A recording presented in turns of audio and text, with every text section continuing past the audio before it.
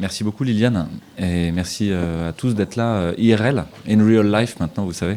Parce que vous êtes beaucoup plus impressionnant en vrai que derrière une webcam, beaucoup plus vivant et vibrant. Et merci à toute l'équipe technique qui est derrière. Et on est dans un lieu assez particulier où souffle quelque chose d'assez extraordinaire.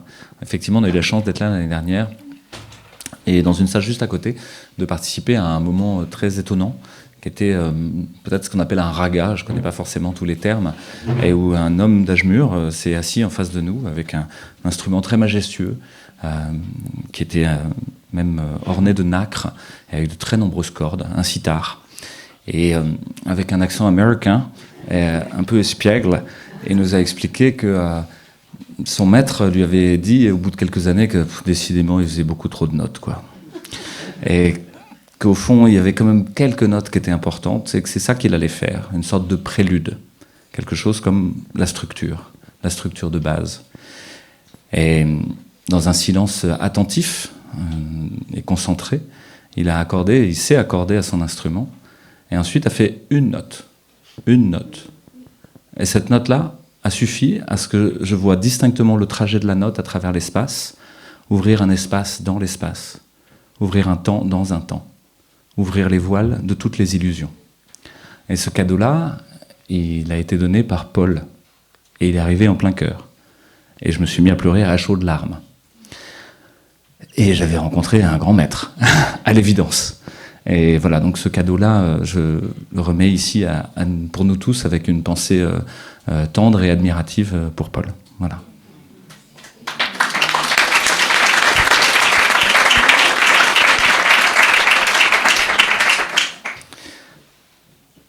Tu veux parler ? Non, moi aussi je remercie Liliane pour cette belle invitation qui me fait traverser mes peurs, moi aussi, puisque je ne sais pas si l'oration est mon talent premier, donc ce sera une première ce soir. Merci Liliane pour cette nouvelle expérience. Merci de l'avoir accepté. Mais je ne doute pas que mon mari m'aidera à traverser ce challenge. Une nouvelle aventure, parce qu'effectivement ce soir on n'est pas là tellement pour parler du Covid, on n'est pas là pour parler vaccination, on n'est pas là pour parler réanimation, on n'est pas là même pour parler permaculture ou autre chose, mais simplement essayer d'aborder un sujet qui est du domaine de l'intime. Et c'est pas facile. Avec Carole on s'est posé beaucoup de questions, et c'est elle qui a accepté, alors que moi j'étais plutôt contre. Maintenant elle me force à parler. Vas-y. Pour ce nouveau défi. Dans une époque où tout est panoptique, où, vous savez, on est sous le feu de ce regard permanent du monde numérique, du monde des écrans, et au fond, qu'est-ce qu'on peut livrer, qu'est-ce qu'on ne peut pas livrer, est-ce qu'on doit se laisser transformer et voir de part en part. Et donc on a décidé d'être prudent, qui est une des valeurs importantes pour nous, d'avoir la phronésis d'Aristote, vous savez, c'est cette sagesse contextuelle, cette intelligence du courage, qui consiste à essayer de trouver la juste mesure au moment où on est convié au combat. C'est une sorte de combat. Parce que c'est dans cet espace-là, cet espace intime, que peut naître la fécondité. Et il ne faut pas le laisser être conquis par d'autres. Vous savez que dans certaines ethnies, il y a des noms secrets, des prénoms secrets. J'ai eu la chance de travailler au Vietnam pendant 6 mois, et j'ai été convié à un baptême. Et au bout d'1 an, l'enfant, qui jusqu'ici avait reçu un premier prénom, était présenté avec un autre prénom. J'ai dit, je comprends rien, qu'est-ce que c'est que cette histoire, pourquoi il s'appelle différemment d'un coup? Ah, le premier prénom, c'était pour les démons. Pendant 1 an, il s'appelait Petit Moche et Grassouillet. Et maintenant, il a son vrai prénom. Alors, il y a sûrement des raisons de mortalité infantile, etc. Mais il y avait aussi cette idée que, quelque part, doit rester du secret, de l'intime, quelque chose qui est à nous et à personne d'autre. Parce que c'est dans cet espace-là que la graine peut germer. Vous savez, la graine mise en plein soleil, au feu du sable et du vent, elle ne peut pas germer. Elle a besoin d'un petit repli secret, où là, elle va poser quelques racines et hasarder peut-être un petit périscope sur le monde pour ensuite oser pousser. Et la famille, le couple, est pour nous précisément cet endroit-là. Et il est difficile et compliqué de le partager. Et voilà, donc on va essayer de le partager, mais au fond, c'est peut-être ce secret de l'intime qui serait une des clés à partager aujourd'hui, parce que dans tous les espaces où on pense qu'il faudrait lutter publiquement, qu'il faudrait aller se battre sur la place publique, etc., au contraire, se retourner et recréer des espaces intimes, des endroits qui soient à nous, comme Cara aujourd'hui, à notre famille, à nous-mêmes, des espaces en nous-mêmes, sont les conditions, pour moi, d'une fécondité. Oui, puis ce sera juste un témoignage. On veut donner de leçons à personne. Et puis, je pense que dans cette salle, il y a des couples qui peut-être ont bien plus d'années de vie commune que nous. Donc, on n'a surtout pas de leçons à donner. C'est juste un témoignage qui sera personnel de la façon dont on vit notre couple et la famille. Et très certainement, il existe une multitude de façons de le faire. Et chaque couple est très certainement unique. Et ce témoignage sera également en toute humilité, puisque des auteurs ont déjà beaucoup parlé du couple et que j'admire particulièrement, comme Christiane Singer, Rabindranath Tagore et de nombreux autres qui m'ont beaucoup inspirée. Donc c'est juste un tout petit témoignage. Et donc ce sera vraiment en toute humilité. Et peut-être que l'humilité est ce que j'ai appris tout au long de ma vie de couple et de ma vie de famille. C'est quand on croit avoir compris, quand on croit avoir parfois touché au bonheur, à une certaine symbiose, eh bien non, en fait, va arriver cette petite fêlure qui va tout remettre à plat, tout remettre en cause. Et donc rester humble dans son chemin d'époux et rester humble dans son chemin également de parents, car les enfants vont tout bousculer. Ouais, évidemment, il y a cette mise en garde au départ depuis Derrida et la déconstruction, que voilà, je suis un mâle blanc hétérosexuel occidental. Allez, je devrais m'en excuser presque. Aujourd'hui, ça commence parfois comme ça dans certaines communautés. Et donc, évidemment, il y a d'autres façons de faire couple, il y a d'autres façons d'avoir une fécondité au monde que d'avoir des enfants. Et ces expériences-là sont aussi très enrichissantes dans le monde qu'on vit aujourd'hui. Et donc, nous sommes un témoignage parmi d'autres, mais qui est peut-être saut 20e siècle, quoi, ou saut 19e siècle, ou saut 18e siècle. Peut-être qu'il y a des témoignages plus 21e siècle qui apporteraient aussi beaucoup de choses. Mais pour le moment, on se rend compte que cette façon de faire-là, sur nos 4 témoins de mariage, il y en a 3 qu'on voit plus et qui eux-mêmes ont tous divorcé. Et il y en a qu'un seul qui a un couple, voilà, et qui est encore là. Et donc on a l'air d'être plus pérenne que nos témoins. Donc ça c'est bon signe, quoi. On se sent, c'est bon, ça va, on tient le coup, quoi. Et sur cette idée que finalement le couple était un creuset de transformation où on allait se faire poncer à frottement dur, vous savez, j'aime bien cette expression, pour essayer de trouver le diamant à l'intérieur, mais bon, c'est pas tout confort, quoi. Comme dirait Thomas Dansbourg, avec un formateur de communication non violente avec qui j'ai la chance de faire des conférences parfois. Il dit, dans ce creuset-là, on se racrapote. Un drôle de mot belge pour dire, bon, ça frotte, quoi. Et personne n'a dit que c'était facile. Et j'ai eu la chance l'année dernière, ou il y a 2 ans maintenant, d'assister aux noces d'or de gens qui me sont très chers. C'est les 50 ans de mariage. 50 ans, moi j'avais dit chapeau bas, quoi. Pas sûr qu'on y arrive, quoi. Comment est-ce que vous avez fait? Livrez-nous vos secrets. Et l'homme du couple m'a dit, j'ai jamais rien compris à ma femme, quoi, en fait. Et donc après, je me suis dit, bon, alors c'est ça le secret, bizarre. Et je suis allé voir la femme du couple qui m'a dit, bon, tu sais, j'ai jamais rien compris à mon mari, quoi, en fait. Et c'est assez consternant, mais je me suis dit, tiens, c'est peut-être ça le secret, c'est qu'on se comprendra jamais, quoi. Oui, le mariage est un long chemin de transformation, comme tu l'as dit. Ouais. Dans ma thèse de sciences, donc j'avais mis évidemment des remerciements pour mon cher et tendre. Et je l'avais appelé l'alchimiste, qui avait beaucoup interpellé les autres. Et donc j'avais expliqué en disant que j'avais l'impression d'être depuis plusieurs années dans son creuset de transformation et qu'il essayait de transformer le plomb en or et que ça chauffait vraiment très fort parfois à certains moments, mais que j'espérais qu'au bout de plusieurs années de mariage, il en sortirait la substantifique moelle et que je finirais par me transformer en or. Donc la transformation est toujours en cours. Et inversement, c'est-à-dire que pour ma part, Carole vient appuyer toujours là où ça fait mal, là où il y a tous les orgueils, toutes les présomptions, toutes les suffisances, et aussi toutes les couardises et les courages débridés qui aboutiraient à des folies. Et donc il y a cette possibilité dans le couple que l'autre, en tout cas, m'apporte la prudence, m'apporte une sorte de patience, d'intelligence de la construction. Et dans ce qui concerne le Covid, rien de ce que j'ai dit publiquement n'existerait si Carole n'était pas là. Et il faut savoir que quand un monstre arrive face au foyer, l'homme sort son couteau, etc. Mais là, Carole, elle a étudié le monstre, l'a regardé sous toutes les coutures. Et elle est probablement, en France, l'une des 5 personnes qui connaît le mieux les vaccinations à ARN et les vaccinations à ADN et à vecteur adénoviral. Et c'est grâce à son travail patient, méthodique, déterminé, que j'ai pu dire des choses. Sinon, j'aurais eu rien à dire. Parce que c'est ce qu'elle a dans la tête que j'ai dit. Moi, m'a envoyé le dire à sa place. C'était elle le cerveau et moi les jambes. Non, c'est très exagéré, hein, mais c'est vrai que Louis a un grand talent d'orateur. Donc heureusement qu'il est là ce soir pour m'aider. Et souvent, on se pose cette question, c'est comment trouver sa juste place dans le couple en tant que femme et homme. Surtout de nos jours où ces rôles ne sont plus vraiment différenciés. Il y a tout un mouvement qui tend à ce que finalement la femme serait identique à l'homme. Alors ce n'est que mon avis très personnel, mais moi j'ai pas du tout envie d'être identique à l'homme et que mon rôle de femme soit le même que celui de l'homme. Je pense qu'au contraire, on doit dans un couple à la fois être dans une altérité, mais pas non plus dans une indifférenciation ou dans une fusion.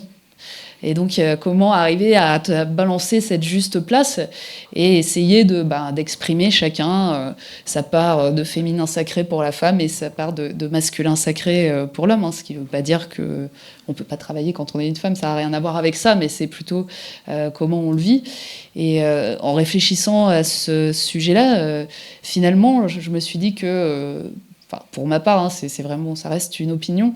La femme est plutôt une force centripète qui va rattraper les forces de l'extérieur et plutôt essayer de faire un foyer sécurisant, etc., une sorte de matrice sécurisant dans lequel l'homme, lui, va au contraire avoir une force centrifuge qui va essayer... de s'ouvrir au monde et d'aller au monde, donc avec plus le courage d'oser parler en public, etc. Alors que moi, mon rôle, je me voyais plus comme lui offrir un espace de sécurité où une fois qu'il est parti mener sa bataille dans le monde, il peut venir s'y réfugier et que ce soit aussi un lieu régénérant et protecteur pour aussi les enfants hein, qui sont dans le foyer.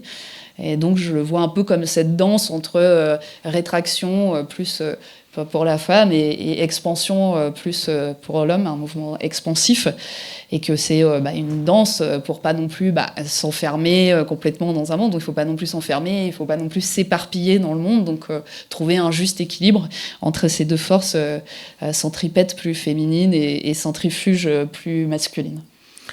Alors ces deux forces-là dont parle Carole sont déjà représentées dans le Tao. Vous savez que la danse du yin et du yang, du blanc, du noir, le noir contenant aussi du blanc, le blanc contenant du noir, les deux enlacés l'un dans l'autre et naissant et procédant l'un de l'autre, sont déjà représentés dans ce symbole très étonnant qui peut appeler à beaucoup de discussions. Mais ce dont parle Carole là est aussi présent dans de très nombreuses cosmogonies, dans de très nombreuses explications de l'univers, du monde et de notre anthropologie. Et je me souviens d'un livre ancien que j'avais lu enfant sur la mythologie grecque et où le tout début racontait l'histoire d'un œuf immense à l'intérieur du vide intersidéral. Il n'y a rien qu'un œuf. Et à un moment la coquille se fendit. Un petit trait à l'intérieur essaye de sortir, d'advenir au monde. Il repousse la coquille au-dessus de sa tête. Et il forme le ciel, Ouranos. Il repousse la coquille sous ses pieds. Il forme la terre, Gaïa. Ouranos et Gaïa sont dans une danse l'un avec l'autre. Et c'est à l'interface des deux que naît quelque chose, que pousse quelque chose.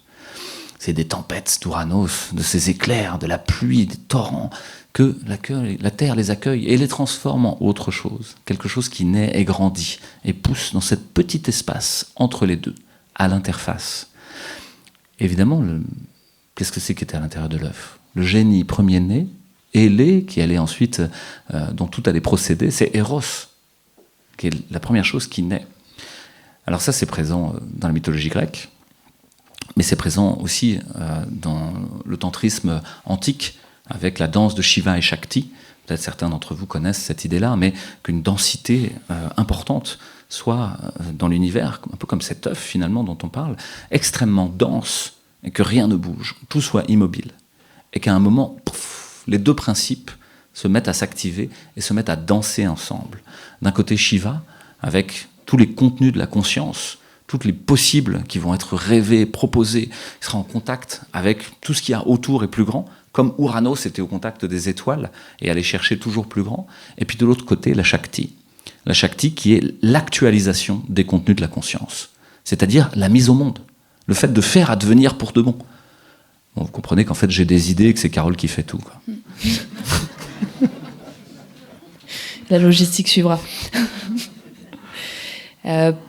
Plus contemporain, quand j'ai eu par la science vent d'un nouvel état de l'eau qui a été découvert, où l'eau est sous forme cristallisée et a acquis des pouvoirs supraconducteurs, ça m'a fait penser en fait un peu aux hommes et aux femmes, un peu à leur rôle de manière inattendue, où finalement les femmes seraient ces atomes qui tisseraient le cristal et qui tisseraient une sorte de trame du monde, et dans lequel le principe masculin pourrait circuler librement, et que ça ferait circuler l'énergie justement à l'intérieur de cette trame du monde. Enfin, c'est d'ailleurs Christiane Singer qui dit que en général les femmes tissent le tapis du monde, et je trouve cette image assez belle. Et c'est vrai que finalement les hommes vont souvent aller chercher à l'extérieur des relations premières, et c'est plutôt les femmes qui vont après les entretenir au long cours de manière patiente, en recevant les gens, en envoyant le petit mot à chaque moment. Ce qui ne veut pas dire que les hommes ne peuvent pas faire pareil, mais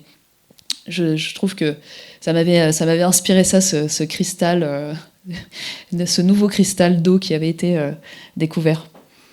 Oui, à cet égard, encore une fois, la mythologie parle de ça. Pénélope tisse et retisse et détisse et retisse en attendant le retour de son amant, qui est parti pour son odyssée à travers la Méditerranée, à rencontrer des cyclopes, à être séduit par des sorcières et à tomber sous le fantasme des sirènes.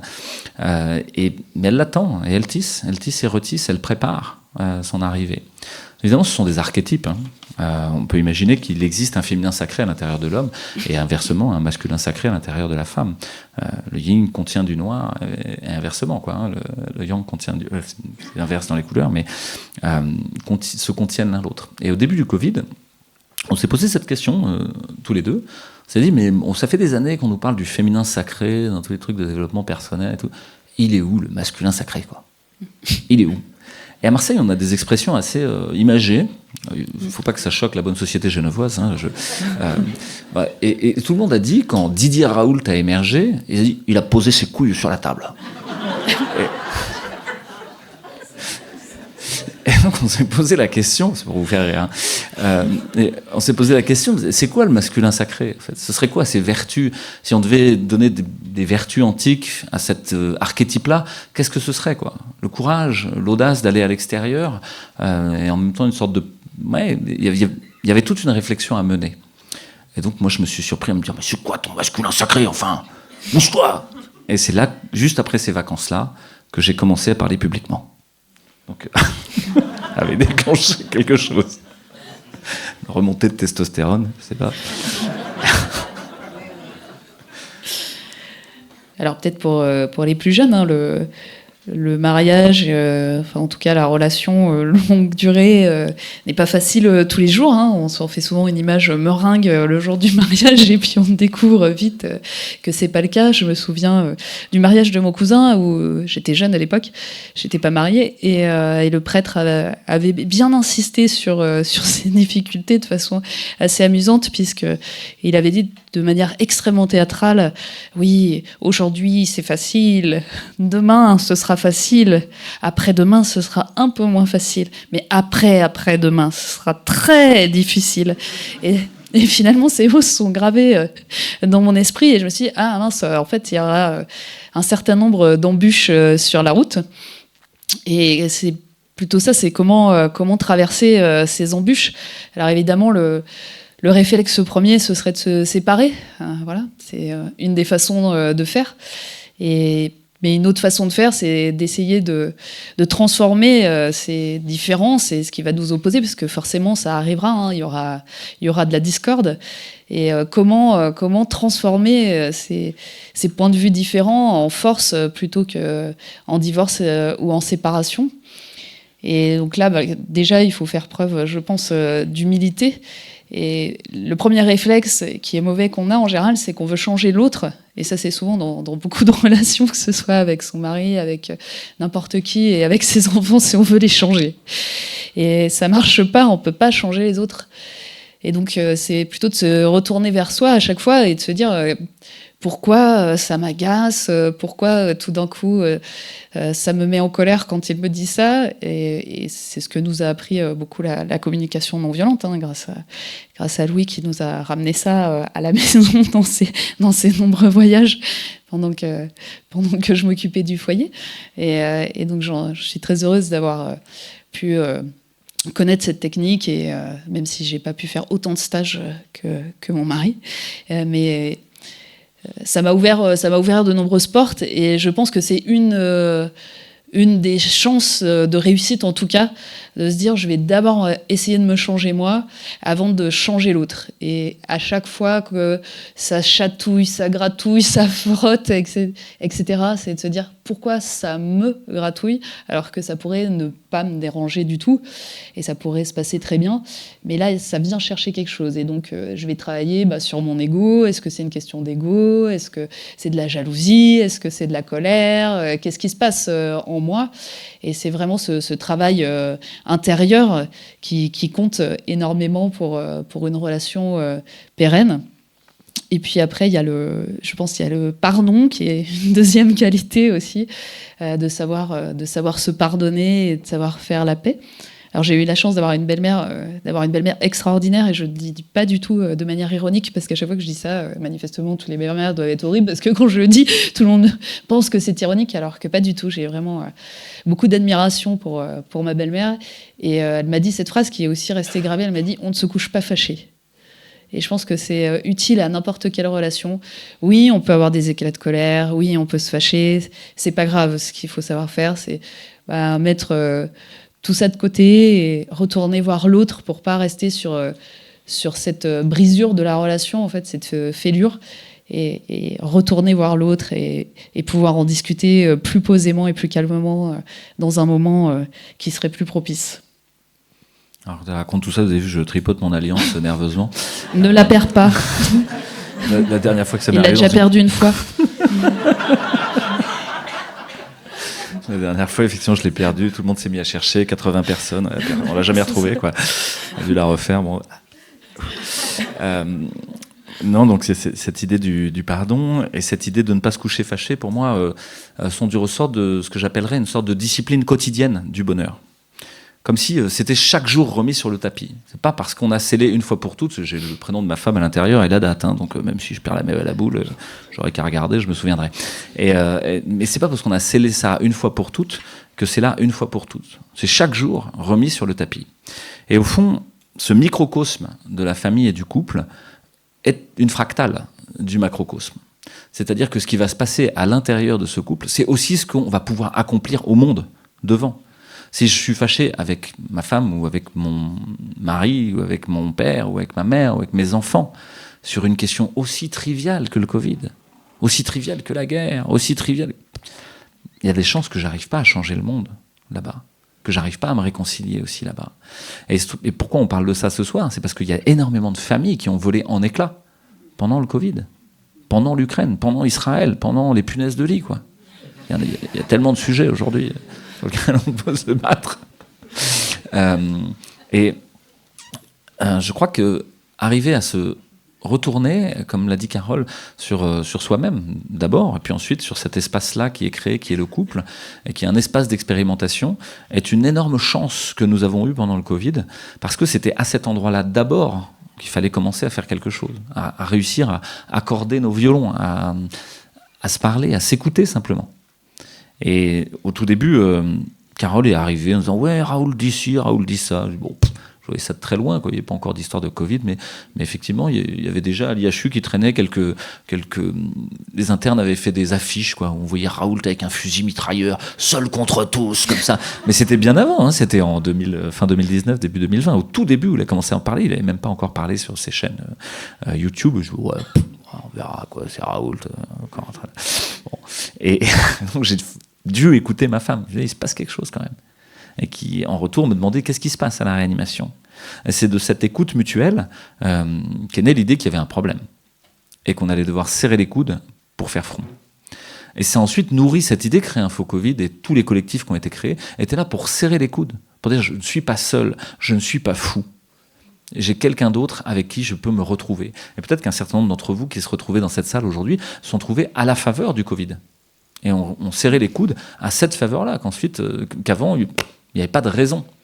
Et là encore, c'est-à-dire que les crises qu'on vit peuvent tout faire exploser, ou au contraire, nous aider à construire, nous servir de prétexte, nous servir de point d'appui, comme l'enfant qui se cogne sur le coin de la table pour apprendre à marcher, et qui va se reprendre le coin de la table, fait que toute la famille va mettre des trucs en plastoc, ou prendre une table ronde, et jusqu'à ce que l'enfant, au bout de cette bingée 50 fois, se dise « mais je vais m'appuyer sur cette table et me mettre debout ».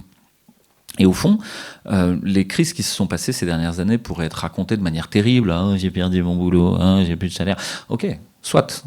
Mais elles peuvent être racontées complètement différemment.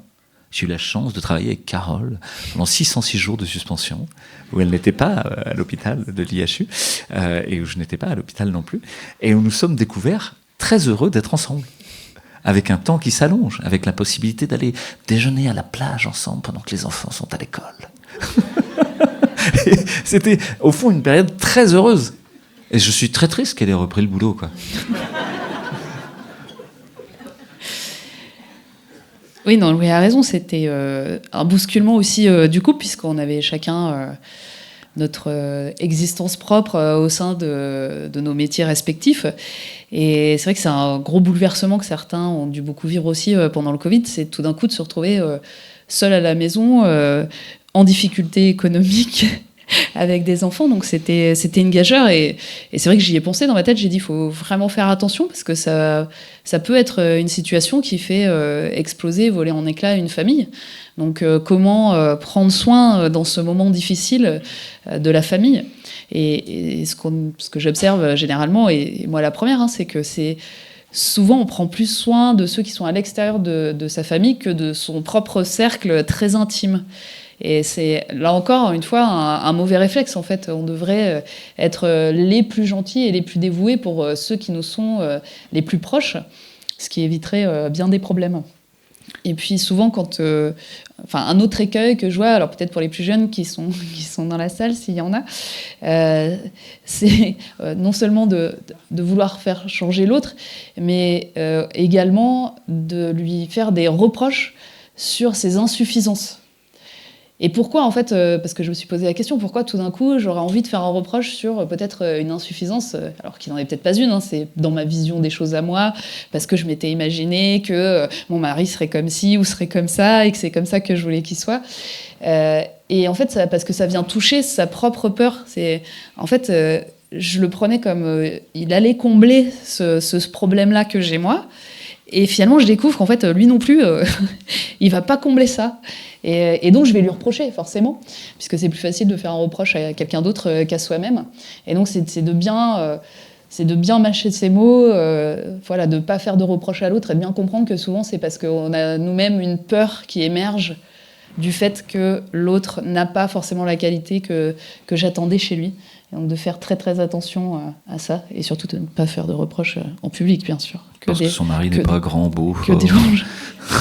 Non, mais ça fait penser à l'histoire des loups des Indiens Cherokee, et qui dit il y a deux loups en chacun de nous, l'un qui est mauvais, rempli de jalousie, de méchanceté, de toutes les qualités négatives, et l'autre au contraire qui apporte la joie, la paix, la bienveillance, le partage, etc. Et l'histoire dit toujours celui des deux loups qui survit, c'est celui que tu nourris chaque jour, mais c'est aussi important de le nourrir chez les autres.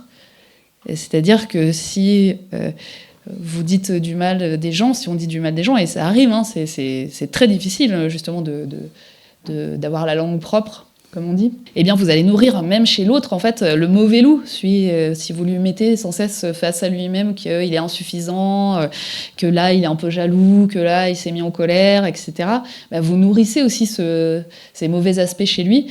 Et donc le mieux serait de plutôt nourrir l'autre loup et donc de lui offrir des louanges et de penser à lui en faire quand il exprime sa beauté et ses côtés positifs. Tu es belle, intelligente. Merci. Oui, cette idée-là que l'autre serait le responsable de nos propres malheurs. Insuffisances. Et d'aller vouloir le convoquer à agir, alors même que non, il n'y a que nous-mêmes qui pouvons agir à l'intérieur de ça. Et ça dépasse la question du couple. Aujourd'hui, vous avez beaucoup de gens sur Internet qui reprochent que Didier Raoult ne parle pas de ci, Louis Fouché ne parle pas de ça, machin ne parle pas de ça. Mais parle de ce que tu veux. Sois souverain, sois responsable de ton discours. Je parle de ce que je veux. Voilà. Et si je ne veux pas parler de certaines choses, c'est mon affaire. C'est de l'opposition contrôlée. Non, c'est pas ça. Chacun fait ce qu'il peut, à la mesure de ses ressources. Et peut-être que, voilà, il y a vraiment cette idée de renoncer une fois pour toutes à changer l'autre. Et le couple est un lieu d'exercice quotidien de cette affaire-là. On peut tordre l'autre, on peut le ployer par la violence verbale, par la mise sous emprise, par la violence physique même, et ça arrive. Le couple est une occasion qui est donnée. Est-ce qu'on la saisit, est-ce qu'on la saisit pas ? On a dit tout à l'heure qu'il y avait des gens qui avaient d'autres fécondités au monde que l'enfant, et effectivement j'ai vu des gens dans le Covid qui n'ont pas d'enfants faire énormément pour la cause, faire énormément pour la cause des enfants, et être plus préoccupés que des parents de la cause des enfants. Et ça me paraissait étrange au départ, et puis après je me suis dit, mais non, eux sont avec eux-mêmes et ils savent ce qu'ils ont à faire, et ce qui est important. Alors qu'on peut se diluer dans le couple, parce qu'il y a cette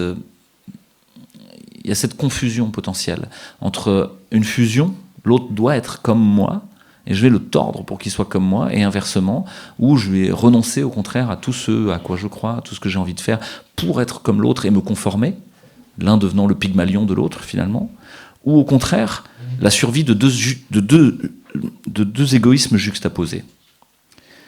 Et pour moi, ce sont vraiment deux écueils importants qui m'ont été donnés à voir comme des cadeaux par des gens qui ont fait des discours à notre mariage en disant « Prenez bien garde à ne pas devenir deux égoïsmes juxtaposés ». Parce qu'on peut vivre longtemps, effectivement, comme ça, avec des routes qui se croisent à peine. Et j'ai cette expérience d'avoir commencé à travailler dans un centre de lutte contre le cancer, où je travaillais tard chaque soir, où je produisais des protocoles, des articles de science, etc. Et trouver que c'était justifiable au niveau social et sociologiquement. Voilà, je suis le mari, c'est normal que je fasse ma carrière, etc. Mais je me suis rendu compte que je n'avais pas vu ma première enfant se mettre à marcher et à parler. Et je me suis dit, si je continue comme ça, je serai divorcé à 50 balais, à l'évidence. Il faut que je fasse quelque chose. Et donc, j'ai changé de travail, j'ai pris beaucoup plus de temps pour ma famille. Et là, c'était encore plus dur. C'est-à-dire que faire face aux enfants a été un rouleau compresseur. Comment tu fais, quoi ? Et notamment, Carole a 5 semaines de congés payés. Alors pour les Suisses, ça va paraître énorme. Hein. Pour nous, Français, c'est encore pas assez, quoi. Et donc 5 semaines de congés payés en tant qu'hospitalo-universitaire. Et là, tenez-vous bien pour les Suisses, accrochez-vous à votre siège. En tant que praticien hospitalier, fonctionnaire d'État de la médecine, j'ai 9 semaines de congés payés. Donc le Graal du salariat, quoi. Enfin, tu les as plus. Hein. C'est très difficile d'y renoncer. Que vous ne pouvez jamais prendre. Parce qu'évidemment, les besoins du service font que, de toute manière, vous ne pouvez pas les prendre. Puis moi, ça ne m'intéressait pas du tout d'avoir 4 semaines de congé sans ma femme et sans mes enfants. J'ai pas du tout envie. Donc j'ai commencé à prendre ces jours-là pour garder les enfants le mercredi. Et j'arrive chargé de projets pédagogiques. Apprenez énormément de choses, les enfants, vous allez voir, ça va être super. Je vais vous emmener faire ci, ça. Tac, en 1 an, vous serez des encyclopédies, vous serez programmé sur ordinateur. Tac, on va défoncer Bill Gates. Et en famille. Et en plus, on fera des symphonies together, on sera la famille Trapp, vous savez, comme dans la Mélodie du bonheur. Et j'ai juste la première journée, quoi. La première journée, je suis sorti, j'avais à peine réussi à leur faire à manger, quoi. Carole est revenue du boulot, crayonnant, tout ça. Moi, j'étais là. Elle me dit, ça va ? Je sais plus. Je peux retourner bosser.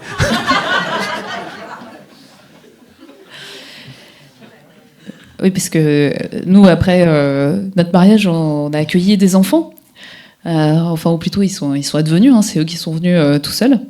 Parce que si on réfléchit trop et si on cérébralise trop tout ça, en fait, je vous le dis, on se marie jamais, on fait jamais d'enfants, parce que ce sera jamais le bon moment, on n'aura jamais la bonne maison, on n'aura jamais la bonne voiture, on n'aura jamais le bon salaire. Donc, il vaut mieux les laisser advenir. Et puis, on verra bien ce qui se passe. Et finalement, on s'en sort très bien. Voilà la preuve. Finalement, le destin, il pourvoit à chaque fois. Et effectivement, les enfants deviennent nos maîtres. Parce qu'au départ, on avait juste notre conjoint qui était notre maître. Mais après, il y a les enfants qui viennent poncer tous les jours la patience, la colère, et qui nous mettent à l'épreuve sans cesse. C'est pour ceux qui en ont, je pense qu'ils savent de quoi je parle. Et en plus, ça va durer toute la vie. Donc, on le souhaite. Je souhaite que ça dure jusqu'à ma mort, qu'ils viennent me challenger. Et effectivement, on peut soit le prendre de manière très négative et essayer de la même façon qu'on peut le faire pour son conjoint de les tordre, ou alors on peut essayer de prendre les leçons qu'il nous offre. Et à ce moment-là, soi-même encore être un peu plus poncé. Alors je sais pas ce qui va rester à la fin du costume, parce que c'est ce que j'en étais venue à cette réflexion. Je m'étais dit, mais en fait, les rides, c'est le costume qui est trop grand parce que mes enfants sont en train de me manger par mon énergie. Et finalement, je trouvais ça assez juste et assez beau. En tant que maman, je suis là pour leur donner leur nourriture tant terrestre que spirituelle. Et voilà, et à la fin, il restera les rides qui seront toutes les histoires, j'espère, de ce que je leur aurai laissé. Donc j'espère que j'en aurai plein quand je serai vieille. Et c'est bien, ça commence déjà, j'ai les cheveux blancs et quelques rides, donc je suis contente, je suis sur le bon chemin. Alors, tu abordes la question des enfants, et peut-être avant ça, je voudrais revenir sur cette idée que l'autre est notre petit maître au sein du couple. Parce qu'il y a des ouvrages un peu étonnants de Christiane Singer, et notamment un qui s'appelle « Seuls ceux qui brûlent ». Pour ceux qui ça intéresse, c'est un roman. Et ce roman est très étrange, parce qu'il parle d'une femme qui est enfermée. Une femme qui est enfermée dans une tour par son mari qui est un salopard, en fait, un tyran. Et malgré tout, elle l'aime. Malgré tout. Et malgré tout ce qu'il lui fait subir, etc. Elle l'aime, malgré tout. Et il change, et il se transforme au contact de cet amour. Et la tour s'ouvre, et tout change. Et donc, cette vision-là de la place de l'homme et de la femme, aujourd'hui, est difficile à tenir, parce que ça voudrait dire que la contrainte serait une opportunité de liberté. Qu'à l'intérieur de la contrainte, on serait capable de développer tout un imaginaire créatif, toute une aspiration à plus grand. Mais si vous y pensez, il y a de très nombreuses histoires de prisonniers au sein d'une prison qui ont commencé à faire de la philosophie. C'est le cas de Bernard Stiegler, qui est devenu philosophe parce qu'il a été en prison, parce qu'il avait braqué des banques pour payer l'école de son fils. Vous avez toute cette problématique de la radicalisation dont on parle en France. Ce sont des gens qui aspirent au divin. Alors ils le font par l'islam, etc. Mais on peut se poser la question, pourquoi est-ce que, à l'intérieur de cette contrainte qu'est la prison, ils aspirent à quelque chose de beaucoup plus grand? Et si vous prenez la vie d'une prison, en fait tout est réglé, minuté, le temps de sortie, etc. Il y a comme des rituels, des refrains, des habitudes qui sont toujours les mêmes. Et à l'intérieur de ce truc-là, qui est étouffant, il y a une aspiration à plus grand. Il y a une liberté qui s'ouvre, qui trouve une autre voie, une faille, une brisure. C'est exactement la même chose pour les enfants. Vous prenez la journée d'un enfant à l'école, c'est le bagne, quoi. Et 7h, faut se lever, petit déj, hop, allez, on t'amène à l'école, hop, on te dépose, bim, la cloche sonne, bim, la cloche ressonne, hop, l'agenda est toujours le même, français, maths, latin. Et c'est insupportable, On nous ferait subir ça à nous, adultes. Tu te calmes, là, je vais pas faire ce que tu me dis à toutes les heures où tu me le dis, quand est-ce que j'ai le droit d'aller faire pipi, il faut que je lève le doigt pour le dire. C'est insupportable. Et pourtant, les enfants trouvent de la joie, de la créativité, du jeu, de l'apprentissage, de l'amitié. Et ils apprennent plus que ce qu'ils pourraient jamais apprendre, sur toutes les matières possibles. Et le couple est peut-être cet endroit-là aussi de la contrainte. Quand le couple est arrivé, pour moi, et après les enfants, c'était la fin de l'aventure, quoi. Terminé, quoi. Je ne serais pas Harrison Ford autour du monde, quoi. Je ne ferais pas de l'humanitaire, etc. Je ferais un potager, quoi. Ok. Le cercle, c'est comme rétréci, quoi. Et moi, j'ai senti vraiment un étouffement, à me dire comment je sors de ça, quoi. J'ai essayé de fuir par le boulot, comme je vous l'ai dit, parce que c'était acceptable socialement que l'homme aille travailler jusqu'à 21h et revienne quand tout est bien pacifié à la maison, ciao, merci, petit bisou aux enfants dans le lit, hop, et puis ça va, et il rapporte la pitance. Mais évidemment, c'était une voie de garage. J'ai été confronté à cette violence-là de la cellule familiale comme une cellule, quoi. Vraiment être enfermé à l'intérieur de ça. Et ça m'a poussé à aller travailler les habiletés Faber et Maslich, pour ceux qui connaissent, qui sont des outils de communication non violente pour réussir à communiquer avec ses enfants, quoi. Essayer de les écouter déjà, avant même de vouloir leur dire fais ça, fais pas ci, juste les écouter. Et réussir à comprendre qu'effectivement, ils sont nos petits maîtres tout le temps. Que ce sont eux qui nous ramènent à la joie, à la créativité, au jeu, au partage, à l'amitié, à des émotions qui vont et qui viennent. Alors évidemment, ce serait assez joyeux de pouvoir se rouler par terre en criant de temps en temps comme eux. Ça nous ferait beaucoup de bien, je pense. On pourrait jouer à ça. On ferait peut-être moins de saloperies aux autres tout le temps. Et donc, tout ça pour dire que vraiment, cette cellule familiale, elle est comme un espace protégé dans lequel on peut expérimenter tout ça, avec l'idée que ce sera remis sur le métier. C'est pas grave si on échoue. C'est pas grave si un jour on n'est pas aussi sympa qu'on voudrait.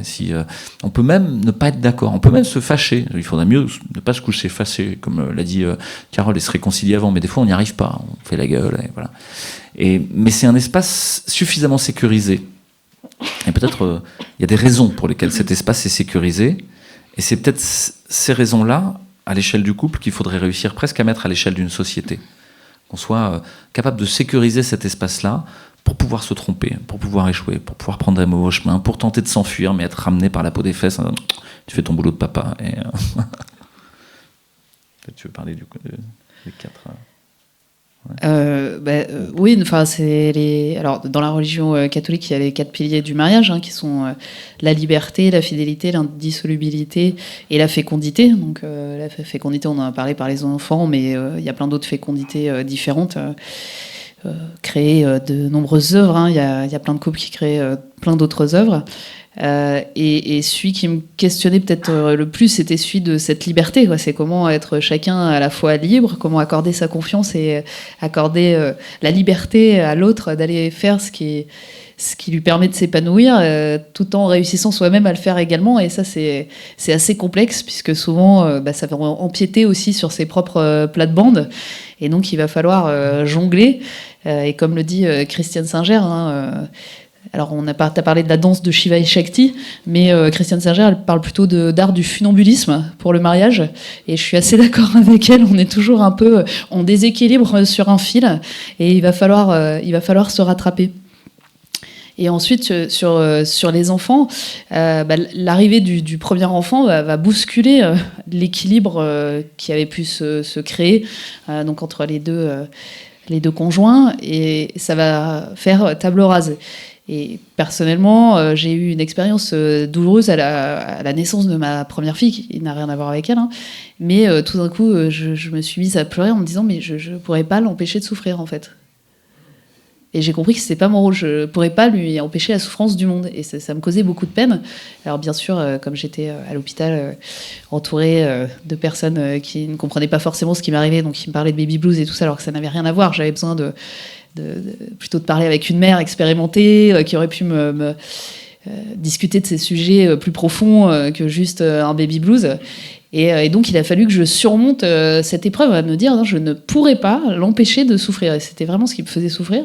Je ne pourrais être que là, à lui tenir la main, être à ses côtés et la soutenir dans toutes les épreuves qu'elle devra traverser. Et finalement, et même a posteriori, je pense qu'il n'est pas souhaitable, en fait, d'empêcher les enfants de traverser des épreuves. Ils doivent les traverser. Et nous, en tant que parents, on doit être là de manière inconditionnelle, à leur côté, pour les aider dans leur épreuve, quoi qu'ils aient fait, que ça nous plaise ou pas. Et c'est souvent ça qui est difficile à accepter, parce que parfois ça ne nous plaît pas du tout. Mais il faut quand même qu'on soit là et qu'on leur tienne la main dans ces épreuves. Et donc je remercie ma fille pour... C'est une problématique compliquée. On a vu au sujet de la vaccination de très nombreux parents être très inquiets pour leurs enfants. Et finalement, se mettre à projeter, à leur envoyer tous les effets secondaires qui pouvaient arriver. Imaginez que vous recevez 4 mails de votre maman qui vous dit tout ce qui peut vous arriver. Merci maman, je préfère ne pas savoir, quoi. Donc il y a cette espèce à la fois de proximité et de garder le lien, et en même temps admettre que ce n'est pas un attachement. Et on parlait tout à l'heure avec quelqu'un de Krishnamurti qui parle beaucoup de cette question des attachements, d'arriver à rompre avec les attachements. Et cette idée que je ne suis pas ma femme, je ne suis pas mon mari, je ne suis pas mes enfants. Je suis indépendamment de tout ça. Et pourtant, je consens, j'accepte d'être quelque part relié à ces gens-là sans être attaché. Et c'est très compliqué, il y a une ambiguïté, il y a un paradoxe dans ce que je suis en train de vous dire là. Comment je fais pour être à la fois en relation et dire je ne suis pas lui ? Parce qu'il y a ce désir mimétique, vous savez, ce côté miroir permanent. Et on passe son temps à projeter sur le monde extérieur ce qu'on voudrait qu'il soit. Notre chef d'État n'est pas ce que je voudrais. Bon, on est nombreux dans ce cas-là. Ou Alain Berset, d'autres. Mais c'est son histoire à lui, au fond. C'est son histoire à lui. Est-ce que ça doit me mettre encore en colère ? Est-ce que, au fond, son destin est finalement bien plus triste pour lui que pour moi, quoi ? Ça me repose en miroir la question de qu'est-ce que je veux vraiment ? Et qu'est-ce qui m'est cher ? Qu'est-ce qui m'est important ? Quel est le besoin profondément enraciné à l'intérieur de ce désir mimétique que je projette sur l'autre et où je voudrais le transformer ? Donc, ces 4 piliers du mariage dont Carole a parlé, moi je ne l'ai pas forcément formalisé, quoi. Mais effectivement, l'idée d'une fidélité. Que malgré toutes les aventures, etc., il y a un port d'attache, quoi. Il y a un endroit où on revient. Ça paraît fou aujourd'hui. C'est comme si on pouvait être en permanence en exil. Mais je ne crois pas. Je crois qu'on ne peut pas vivre en exil. Je crois que c'est pas vrai qu'on est des citoyens du monde au sens de Jacques Attali ou de Noam Yuval Harari. Je pense qu'au contraire, on s'enracine quelque part. Et que plus cet enracinement est bien effectué, plus il nous ouvre au monde extérieur et à oser expérimenter plus loin. Et pour moi, ça a été capital que Carole soit là. Dans toute cette aventure, je n'aurais rien osé sans elle. Vraiment. J'aurais été tout seul, il ne serait rien passé. Ou alors j'aurais dégénéré dans une action violente, probablement. Parce que si vous libérez un mâle blanc hétérosexuel, c'est ça on a dit, occidental, il peut sortir toute la violence qu'il y a en lui, quoi. Et à la fin, il va penser que peut-être un terrorisme d'État bien ciblé serait plus efficace que tout un militantisme patient, etc. Ce qui est arrivé, vous savez, à Una Bomber, qui est quelqu'un qui a commencé à se dire bon, ben, moi j'ai plus aucune ressource, la seule chose que je peux faire c'est aller buter des gens, quoi, pour dire ça va pas, quoi. Et ça nous est peut-être tous venu à l'idée, hein. Je sais qu'il y a des gens dans cette salle, j'en connais certains, qui ont rêvé que leur chef d'État avait un problème de santé sévère. Mais ça, c'est pas patient, quoi. Ça peut pas marcher. Évidemment, ça peut pas marcher parce que la transformation, elle est d'abord à l'intérieur. Et il y a plein de phrases importantes pour moi, mais notamment dans Borges, Jorge Luis Borges, je fais avec l'accent, qu'on a fait surnommer El Ciego de Buenos Aires, l'aveugle de Buenos Aires, est une sorte de vieux sage finalement, très initié probablement, et qui a écrit un recueil que je vous invite à lire qui s'appelle Fiction. Et dans Fiction, il y a un texte, c'est des petits textes courts, il y a un texte qui s'appelle Les ruines circulaires. Dans les ruines circulaires, un homme émerge de la fange et il rampe sur les bords du marécage, il blesse un peu sa chair dans les marais, mais il a pas mal. Et il s'assoit dans les ruines d'un temple circulaire, un temple du feu. Alors, je ne vais pas vous le raconter entier, hein, j'aimerais bien, parce que vous sentez que je suis parti là, mais et je vous laisse le lire. Mais à la fin, ça parle de la question de l'illusion. Et je boucle avec l'hommage à Paul que j'ai fait au départ. C'est que Paul m'a donné l'année dernière une clé à travers l'illusion. En disant, je t'ouvre un espace à travers l'espace, un temps à travers le temps. Je t'ouvre les voiles d'illusion pour te montrer tout ce qui se déploie à l'intérieur de ces illusions. Et on peut vite s'illusionner sur l'autre, sur le couple, sur soi-même, et créer un espace autistique, un espace rituel qui nous protège, où on a l'impression d'être enfin revenu dans le cocon maternel. Un rêve de retour matriciel, un fantasme de retour au paradis perdu. Ça va être au sein de sa famille, ça va être avec ses enfants, ça va être dans son travail, ça va être dans son œuvre intellectuelle. Et tout ça est une illusion. Tout ça est une illusion. C'est une chance qui nous est donnée d'expérimenter à travers le couple, la famille. Et on a l'impression que c'est du dur. Mais comme on l'a dit, je ne suis pas ma femme, je ne suis pas mes enfants. Je ne pourrais pas les protéger du mal. Je ne pourrais pas les protéger de la souffrance. Ils sont condamnés à connaître et le bien et le mal. J'aurais beau leur mettre des combinaisons de sumo gonflables pour leur faire descendre les escaliers. J'avais pris cette image, je vous parle peut-être pas, mais il y a des combinaisons de sumo comme ça qu'on peut gonfler pour jouer à se battre. Et j'avais imaginé que pour empêcher mes enfants de tomber dans l'escalier, là, de se faire mal, peut-être je pourrais les mettre dans une combinaison de sumo gonflable. Et j'ai vite compris que non, ils allaient grandir, se retrouver comme ça, et qu'à la fin, ils ne sauraient même pas descendre un escalier, qu'ils auraient besoin de le faire. Et qu'il y ait comme une sorte de juste tension dans cet accompagnement bienveillant, mais en même temps ne pas les empêcher de vivre leurs aventures. Et donc moi je ne peux pas empêcher Carole de vivre ses aventures. Elle ne peut pas m'empêcher de vivre mes aventures. Et donc quand j'ai dit je vais prendre la parole publiquement, elle a dit bon, t'es sûr ?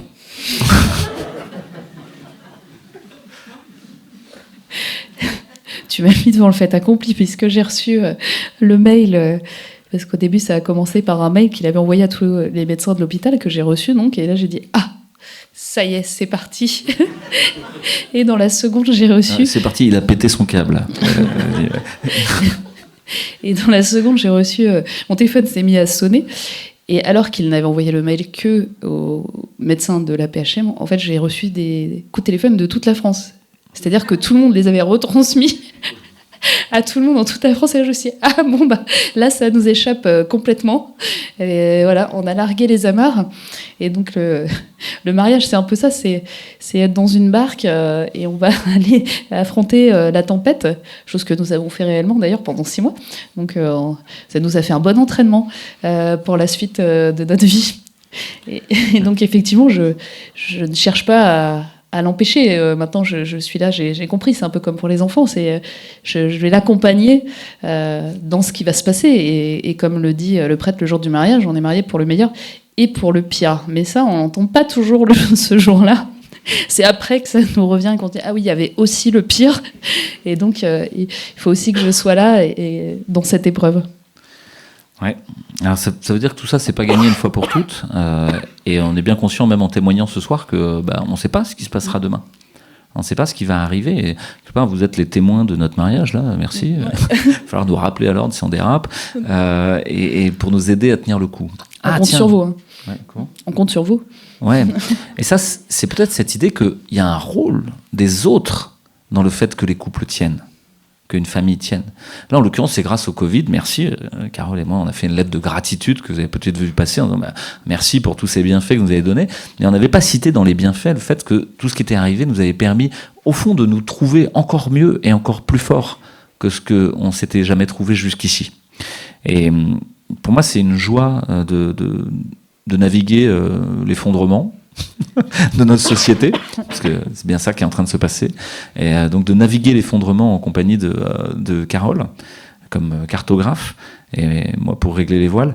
Je trouve ça très, très, très drôle, très marrant. Il y a comme un jeu, et peut-être ce serait ça un des messages que j'aimerais partager avec vous, c'est cette idée que peut-être on peut prendre ça de manière légère aussi, que tous ces serments, tous ces trucs importants qu'on dit, mais au fond, et si on y mettait de la joie, juste de la légèreté, comme si la bonne boussole à travers ces tempêtes, c'était plutôt la joie et la paix. C'est la phrase très importante de Christiane Singer que j'essaie de me rappeler quand on est dans la difficulté. Toute la joie que tu ne mettras pas aujourd'hui n'y sera pas. Donc se forcer à mettre de la joie, puis au début on se force un peu, puis finalement ça vient et ça devient naturel. Une autre chose que peut-être j'aimerais aborder, c'est que le mariage s'inscrit quand même dans une filiation et un héritage. Et c'est quand on se marie et qu'on a des enfants qu'on repense à toutes les horreurs qu'on a fait subir à nos parents. On se dit « Ah mince, quand même, j'ai pas été hyper sympa, quoi. » Et c'est là où moi j'ai pardonné à mes parents, même sans qu'ils soient là, hein, mais juste moi toute seule avec eux, j'aurais demandé pardon, j'aurais dit pardon pour tout ce que je vous ai fait, et maintenant c'est moi qui vais trinquer avec les miens, et donc il y a cette réconciliation à faire peut-être avec les générations précédentes qui est importante, et qui aide aussi après avec ses propres enfants et à se dire, bah voilà, mes parents, ils n'ont pas été parfaits, ils ont fait ce qu'ils ont pu. Et je les accepte comme ils sont finalement. Et moi aussi, je ne serai pas parfaite avec mes enfants et j'espère qu'un jour, ils pourront me pardonner également de toutes les erreurs que j'ai pu commettre. On espère ça aussi, ouais. On espère qu'ils veillent sur nous aussi quand on sera vieux, parce qu'on n'aura pas de retraite. Donc, les enfants, si vous pouvez quand même renvoyer l'ascenseur, ce serait sympa. Et effectivement, Christiane Singer le dit comme ça dans un livre qui s'appelle « N'oublie pas les chevaux écumants du passé ». C'est un titre très étrange, où elle dit « Nous venons tous d'une longue chaîne d'amants et d'amantes ». Et j'aime bien cette image de cette longue chaîne d'amants et d'amantes qui, dans la confusion ou dans le bonheur, pas forcément dans le bonheur tout le temps, c'est aussi beaucoup dans la confusion, nous ont mis au monde. Et pour qu'on y fasse quelque chose, à l'évidence, qu'est-ce qu'on fout là ? Question qui revient chaque matin, qu'est-ce que je fous là ? Qui est une question existentielle, une question proprement spirituelle, très profonde. Et je recite quelqu'un qui m'a donné un livre de Krishnamurti qui s'appelle « What are you doing with your life ?» Je le fais en indien parce que qu'est-ce que tu fais de ta vie ? Cette question est très importante. Chaque matin, qu'est-ce que tu fais de ta vie ? Tu veux accomplir, avoir des achievements, tu veux utiliser ton pognon pour mettre au monde des choses grandioses, etc. Mais qu'est-ce que tu fais de ta vie ? Qu'est-ce que tu as fait de toi-même ? Qu'est-ce que tu as fait de ton lien juste à cette personne de proximité avec qui tu as décidé de te marier ? Ou avec qui tu n'as pas décidé de te marier ? Parce qu'il y a encore aujourd'hui, c'était une phrase de Woody Allen, je crois que c'est dans Radio Days, il dit bon, il faut en rabattre, quoi. Au bout d'un moment, quand vous n'avez pas trouvé, voilà, si elle n'a pas trouvé, comment ils s'appellent, les acteurs célèbres, beaux, intelligents, etc. Bon, elle a pris Louis Fouché, quoi. Elle a rabattu, quoi. Et ben voilà, donc on choisit pas forcément celui qu'on aurait fantasmé. On a celui qu'on a pris, quoi. Et il va falloir faire avec celui-là. Et ça, c'est intéressant, quoi. Comment, dans la liberté, comment trouver de la liberté dans la contrainte ? Comment faire de ce morceau de charbon un diamant ? De ce bout de fumier, un compost généreux qui va permettre à des choses de pousser. Et parle pour moi. Et donc, effectivement, cette idée du pardon intergénérationnel, pour moi, elle est très importante. On a l'impression qu'une partie de ce qu'on a à faire dans cette vie est parfois de réconcilier des choses qui ne sont pas à nous, qui sont des héritages que nous avons pris, sans le vouloir, à nos parents, qu'eux-mêmes ont pris à leurs grands-parents, qui eux-mêmes l'ont pris à leurs grands-grands-parents, etc. Et on se dit, bon, c'est quoi, c'est le karma ? Il y a un truc transgénérationnel. En fait, tous les trucs, là, c'est vrai. Parce qu'on se retrouve avec, au fond, des blessures qui ne sont même pas à nous, et dont on doit juste se défaire. Dire, ça n'est pas à moi. Je dois retrouver ce qui est à moi. Je dois retrouver qui je suis. Je pense que dans l'époque qu'on vit, c'est particulièrement important. Parce qu'aujourd'hui, de très nombreuses personnes ne savent même plus qui ils sont. Ils ne savent pas s'ils sont des garçons ou des filles. Ils ne savent plus rien, quoi. Ils ne savent plus où ils habitent. Ils sont guidés par Waze. Il y a une petite flèche bleue. Bon, je ne sais pas où je suis, mais enfin, je vais mettre 2h30 à venir de Genève. Mais bon, c'est les embouteillages. Non, peut-être que vous n'avez pas le bon abonnement sur Waze. Hein. Si vous aviez le Executive Premium, vous auriez mis 17 minutes.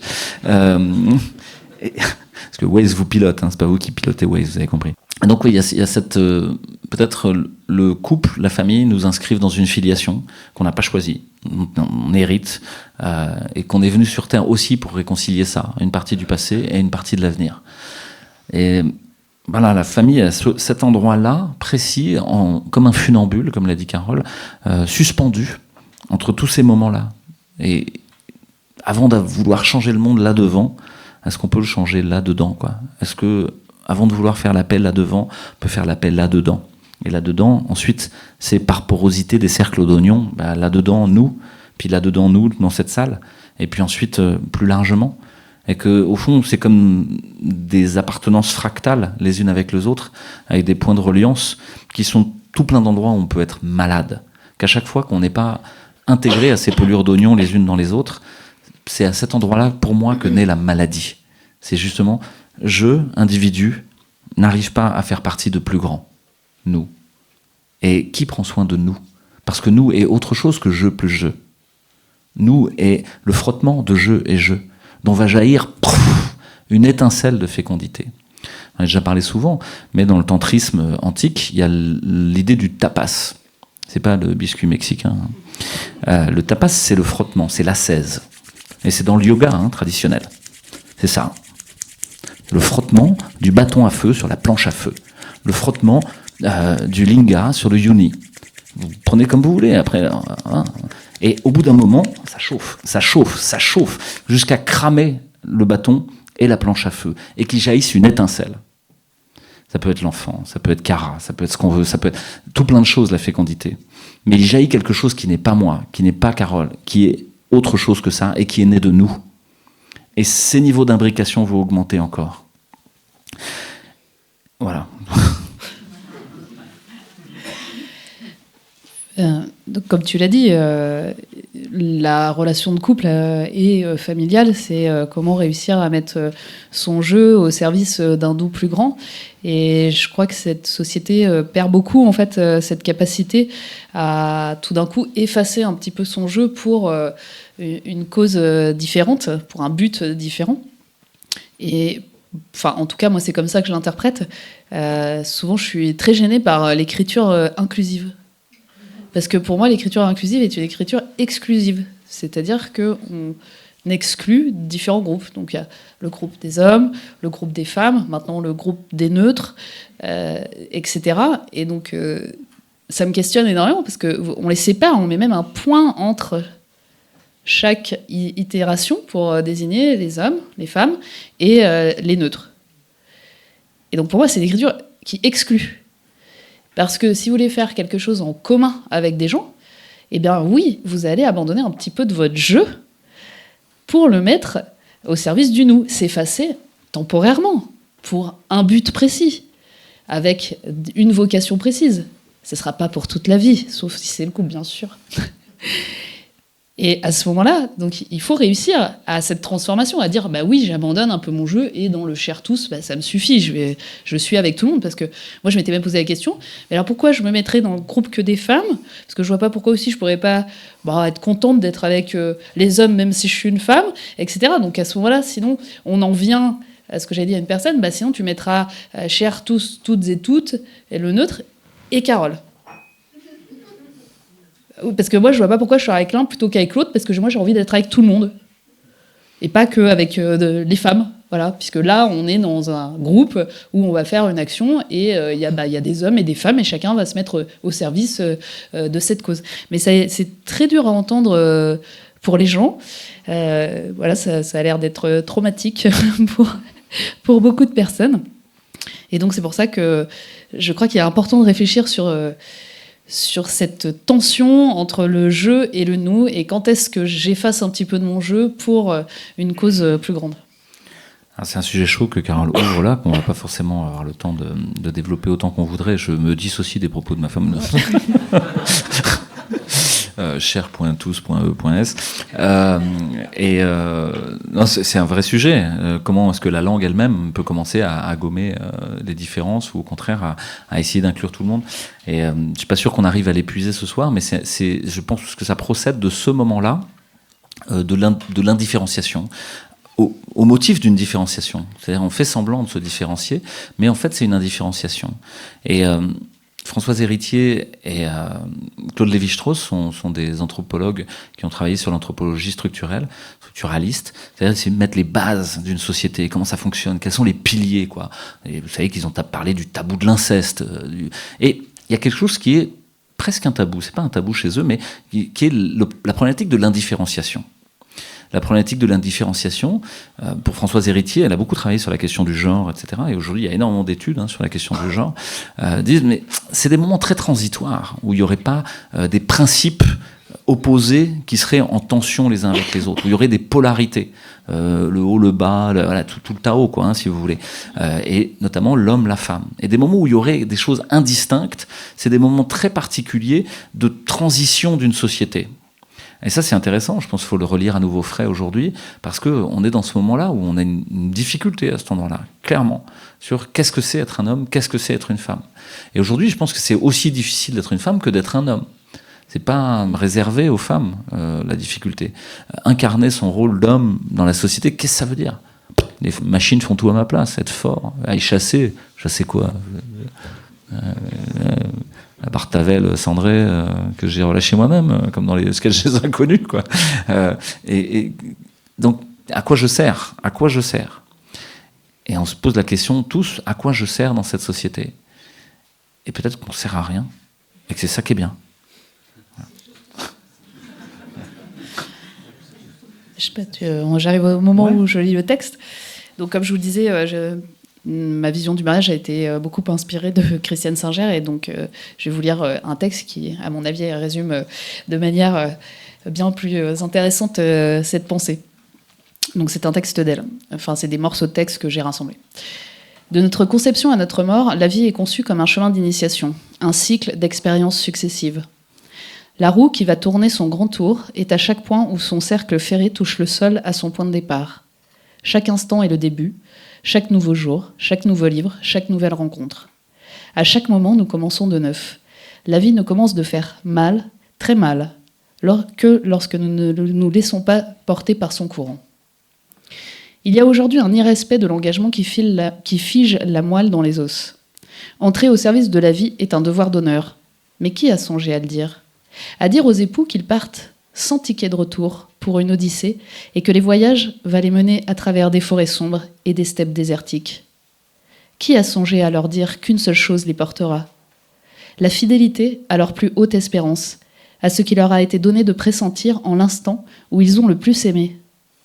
Qu'ils sachent que cette folie-là, cette fulgurance, cette clairvoyance, qui n'aura peut-être duré que le temps de battre des cils, est pourtant le seul roc sur lequel se construit une vie, et qu'il n'est de fidélité qu'à cette folie, parce qu'elle est seule à la démesure de l'amour.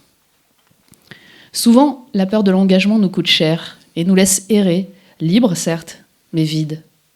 Entre cette liberté si désirable et la relation vivante que notre nature appelle ardemment, le déchirement semble fatal.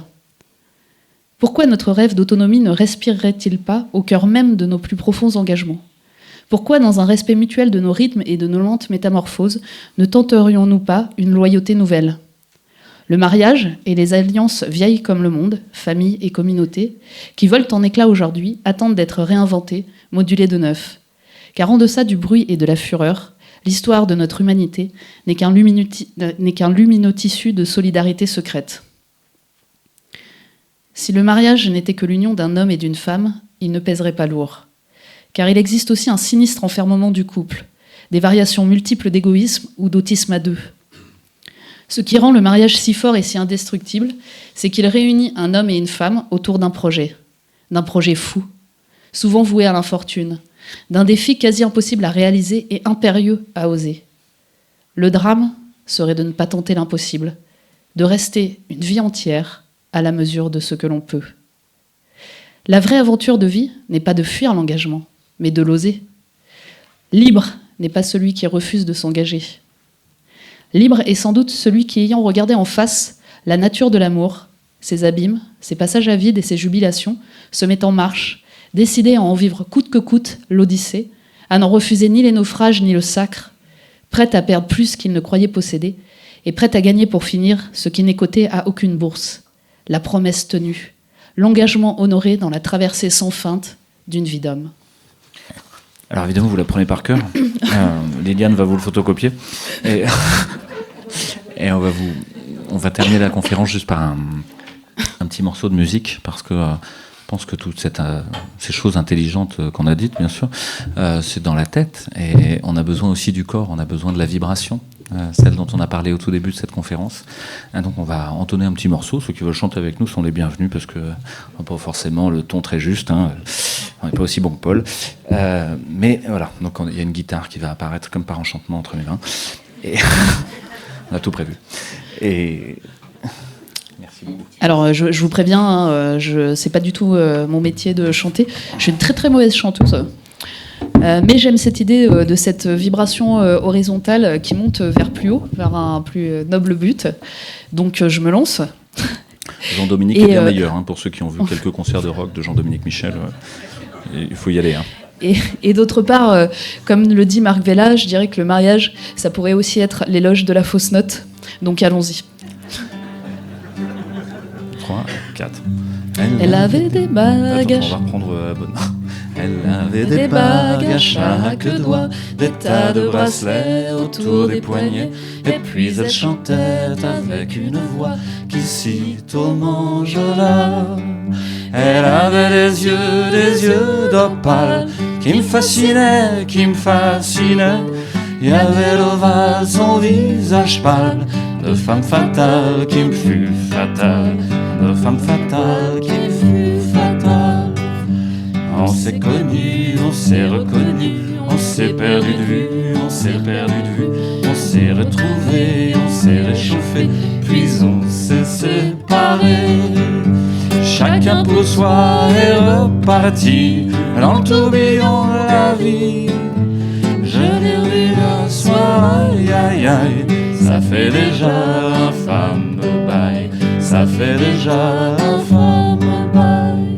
Au son des banjos, je l'ai reconnu, ce curieux sourire qui m'avait tant plu, sa voix si fatale, son beau visage pâle, mais mûr plus que jamais. Je me suis saoulé en l'écoutant, l'alcool fait oublier le temps. Je me suis réveillé en sentant des baisers sur mon front brûlant, des baisers sur mon front brûlant. Quand on s'est connu, quand on s'est reconnu, pourquoi se perdre de vue, se reperdre de vue? Pourquoi se séparer, pourquoi se retrouver, pourquoi se séparer? Alors tous deux on est repartis dans le tourbillon de la vie. On a continué à tourner, tourner tout l'enlacé, tous les deux enlacés. Merci.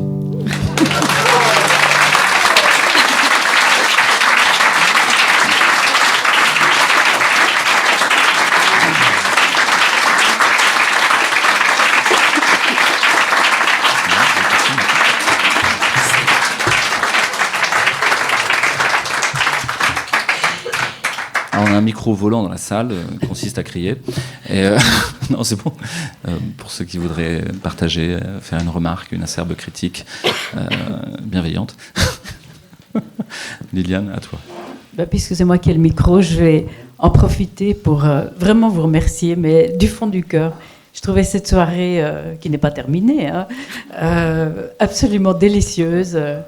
Une réconciliation avec notre humanité, grâce à votre authenticité. Et je crois qu'on a tous résonné à tout ce que vous avez dit. Ça nous a rappelé des choses, ça nous a ouvert des portes. Et je pense que ces moments où on se retrouve dans cette humanité partagée, c'est vraiment ce dont on a besoin en ce moment, parce que avec la distanciation, avec la peur de l'autre, avec toutes les folies qu'on essaye de nous faire avaler, ce dont on a le plus besoin, c'est ça, c'est de se rendre compte qu'au fond, il y a une humanité vibrante dans laquelle on se retrouve et dans laquelle on est tous très semblables. Et vous avez vraiment ramené cette note-là, cette vibration-là, et vraiment merci pour ça. Merci Carole d'avoir pris le risque, mais c'était superbe. Et puis c'est pas fini. Merci. Donc, pour ton merci. Merci Liliane, parce que sans toi ça n'existerait pas, et donc nous on vient parler, mais on a bien conscience d'être un prétexte, qu'au fond il y en aurait un autre qui parle, et tout ça n'existe que parce que c'est accueilli par ce lieu. Et mon espoir, c'est qu'il y ait de très nombreux autres lieux qui prennent naissance, comme ici, comme ce qui se passe à Cara, où les gens peuvent se retrouver. Parce qu'il y a un secret qui nous est caché. Ce secret, c'est quoi ? C'est que chaque fois qu'on célèbre ensemble quelque chose de beau, quelque chose de vrai, d'authentique, quelque chose de fragile, eh ben, on va se recharger individuellement et collectivement nos batteries. Et que notre jauge, vous savez, comme votre téléphone portable, va remonter. Sans avoir besoin de se brancher sur le secteur avec en plus une interface pour que ce soit la prise française. Et au fond, c'est quelque chose qui nous est donné à chaque seconde.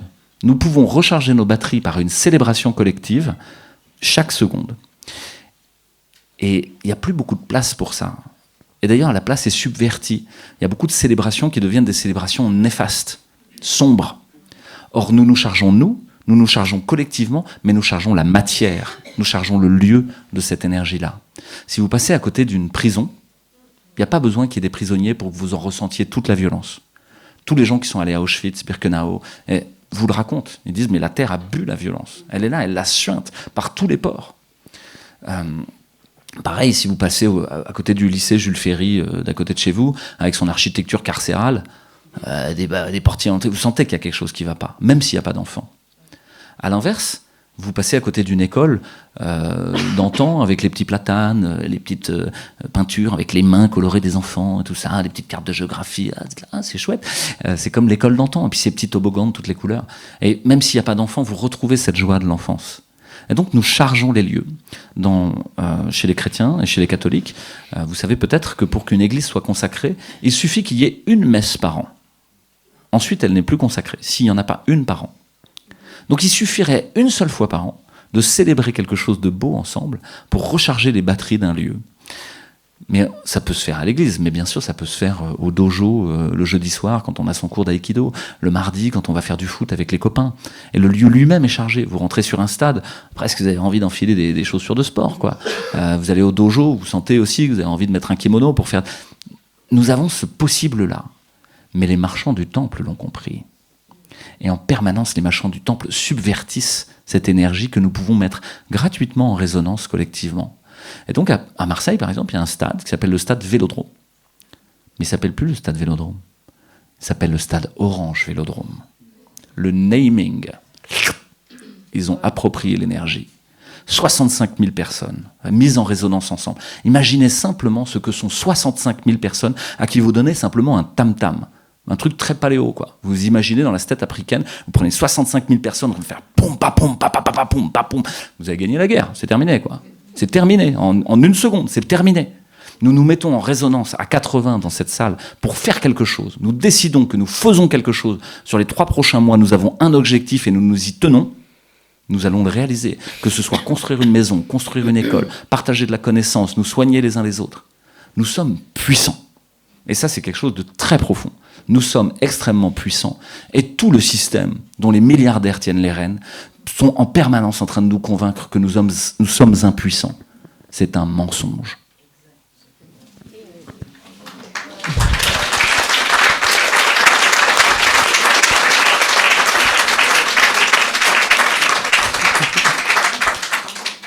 Merci de nous rappeler notre pouvoir créateur.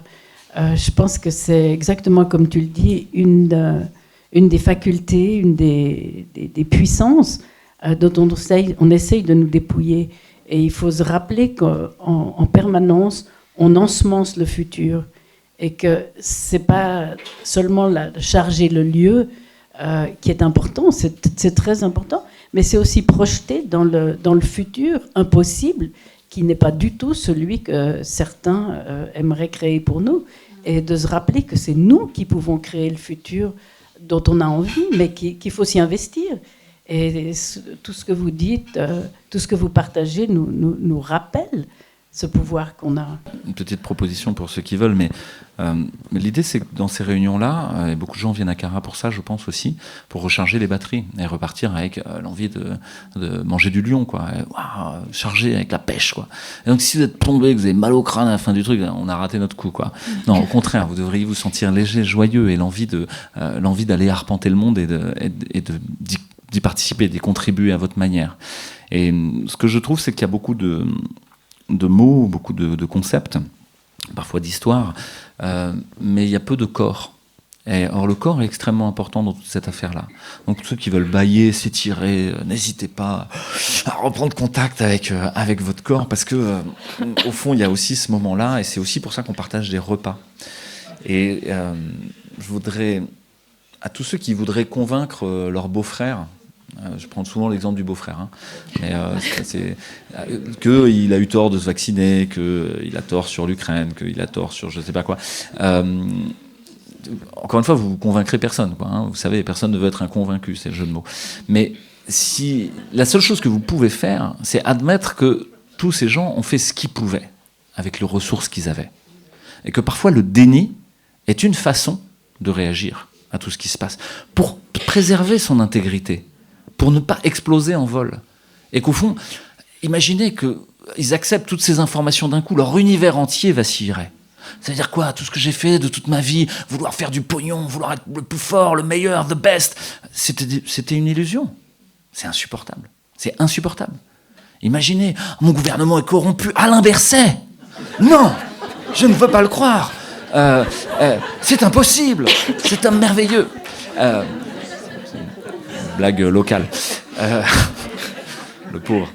Et lui aussi, probablement, a fait de son mieux. Pas sûr. Mais... ou avec une mission différente de ce qu'on croit. Et au fond, peut-être que redonner des ressources aux autres est un des éléments pour leur permettre d'accepter une toxémie plus importante. Par toxémie, j'entends de l'information qui serait toxique pour leur intégrité, qui viendrait les rendre malades au fond. Parce que le Covid vient nous rendre malades au sens large. Notre société est malade, quoi. Nous sommes malades collectivement. Il va y avoir besoin de purger ça et de le résoudre. Et il faut des ressources pour ça. Si j'en ai pas, si j'ai pas un couple, si j'ai pas une famille, si j'ai pas un groupe social, si j'ai pas des amis avec lesquels je peux tenir le coup, il va falloir que je sois drôlement armé pour arriver à tenir le coup. Et il y a beaucoup de gens aujourd'hui, ils sont très seuls. Ils n'ont aucune ressource. Ils sont déjà malades au long cours. Ils se traînent dans l'existence. Ils survivent de petite boîte en petite boîte jusqu'à la dernière, quoi, comme disait Pierre Rabhi. Et peut-être que leur redonner des ressources, c'est ça qui leur permettra d'accepter plus d'informations et de toxémie. Et que vous n'aurez même pas besoin de leur donner, parce qu'elle est déjà là. Et que cette responsabilité-là d'aider les autres à monter dans leurs ressources d'énergie vitale, c'est de partager de la paix, de la joie, du partage, de la beauté, de la danse, des chants, des rires. Et peut-être votre beau-frère, quand il vous voit arriver de 200 mètres, là il fait « Ouh purée, elle va encore me gonfler avec le... Oh putain, c'est bon, je sais ce que tu penses du vaccin, je veux pas savoir. » Et il va se protéger. Mais que si vous arrivez complètement en disant « Viens, on va chercher des champignons ensemble. Allez, viens, on va avoir une exposition de tableaux magnifiques. Viens, on va danser. Ça fait longtemps qu'on n'a pas dansé. » Alors, peut-être que si on se met tous à danser encore, comme disait HK, il y en a beaucoup qui vont voir des choses qu'ils n'avaient pas voulu voir jusqu'ici. Voilà. À table. Okay. Non, mais c'est vrai que dans le Covid, ce qui nous a permis de tenir aussi, c'est de réussir ce projet fou.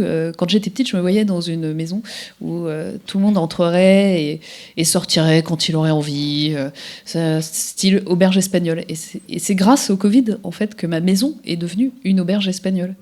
Et finalement, peut-être une de mes plus grandes réussites dans cette crise, c'est d'avoir ouvert ma porte avec un accueil inconditionnel à beaucoup de gens qui sont venus chez nous, qui ont pu partager notre intimité. Alors parfois, j'étais fatiguée, j'avais pas forcément envie de refaire la chambre et de faire à manger, mais le partage de ces amitiés avec tous ces gens, ces découvertes, l'écoute de l'autre, eh bien, en fait, était très nourrissant. Et finalement, je ressortais requinquée de la soirée, même si j'avais travaillé toute la journée et que je devais encore me mettre à cuisiner pour 15 personnes. Et voilà, c'était très ressourçant. Et donc, je tiens un grand merci au Covid. Donc, la maison... c'est un joyeux bordel. 3 enfants, plus des invités tous les jours. Plus un 4e. Ça ressemble à un joyeux bordel, mais c'est joyeux. Et voilà, et je suis très contente d'avoir réussi ce rêve-là que j'avais quand j'étais petite. Ouais, c'est très joyeux. C'est encore quelque chose que je voudrais partager sur la remontée de l'énergie vitale. C'est la question du rire. Moi, j'ai essayé de vous faire rire à quelques reprises sur un sujet qui pouvait être très sérieux, en vrai. Parce que je crois que ce rire, c'est aller à la limite de l'inconnu, aller à la limite de ce qui me fait peur. Et parfois, le rire et la peur sont tout proches. Il n'y a vraiment rien qui les différencie. Certains films qui sont drôles au début, puis à la fin, oula, ça dérape, quoi. Et c'est une petite variation avec l'habitude. Et on a eu cette chance, au fond, d'être suffisamment stable dans notre famille pour ouvrir justement un monde extérieur. Mon idéal à moi, qui m'avait été enseigné familialement, c'était vivons heureux, vivons cachés. Merci, c'est foiré, quoi. C'est complètement foiré, quoi. Et là, finalement, ces soirées qu'on passe, et vous savez qu'à Marseille, il y a un bastion, il y a quelque chose, il y a une mafia. C'est très, très joyeux, quoi. Vraiment, on rigole beaucoup, beaucoup. Et on s'est même donné cette mission dans Réinfo Covid d'avoir une personne qui était responsable de nous faire rire 5 minutes par jour. Alors on savait que c'était dur ce qu'on faisait. Et donc, il y avait une personne qui devait nous ramener des vidéos, des caricatures, etc. Et Dieu sait que c'était drôle et grotesque comme période, malgré le tragique. Et qui nous faisait rire 5 minutes par jour. Et ça nous a beaucoup soutenus. Et donc, peut-être un premier ingrédient d'énergie vitale, c'est l'humour. Et un deuxième, c'est la gratitude. Un ami philosophe qui dit seuls les hommes libres ont de la gratitude les uns envers les autres. Les autres n'ont pas de gratitude. tout leur est dû, ou au contraire, ça se passe comme ça. Avoir de la gratitude les uns pour les autres, c'est une des choses que j'ai constatées dans tous les collectifs qui se sont créés à la faveur de ces crises, c'est que les gens passaient leur temps à se dire merci les uns aux autres, quoi. Oh, merci de m'avoir dit merci, et puis je redonne le merci à tout le monde, et puis que ça faisait du bien, quoi. Que vraiment c'était très très agréable et que ça rechargeait les batteries. Et ben c'est pareil, on a mis quelqu'un dont c'était le rôle, c'était son job dans Réinfo Covid. Tous les vendredis, elle nous envoyait les mails qu'on recevait sur la boîte mail, et puis qu'on n'avait pas le temps de lire collectivement, hein, et à tous les coordinateurs des différents groupes, elle envoyait le best-of des mails de remerciements. Comme ça, on se lisait le truc le vendredi en disant « Ah oui, c'est vrai, quand même, ce qu'on fait, c'est important. » Et ça nous regonflait à bloc pour se dire ça a du sens, quoi. Ce qu'on fait a du sens. Oui, et puis si tu veux une anecdote rigolote, j'avais invité quelqu'un à manger à la maison et qui habitait assez loin. Et donc, il arrive, on commence à discuter, etc. Et puis je lui dis, au fait, si c'est un peu trop loin pour rentrer chez toi, si tu veux, tu peux rester dormir. Et il me dit, ah ouais, merci. Et là, je le vois sortir ses chaussons de son sac. Et il dit, bon, ça va, je vais mettre mon pyjama dans la chambre. Et je me suis dit, bon, voilà, j'ai réussi mon pari. Il est tellement à l'aise qu'il avait déjà prévu de dormir à la maison. Il avait pris sa trousse de toilette, son pyjama, ses chaussons. On s'est mis à l'aise et on a passé une formidable soirée. Et c'est là où je me suis dit que là, effectivement, on était bien à l'auberge espagnole et que tout était bien.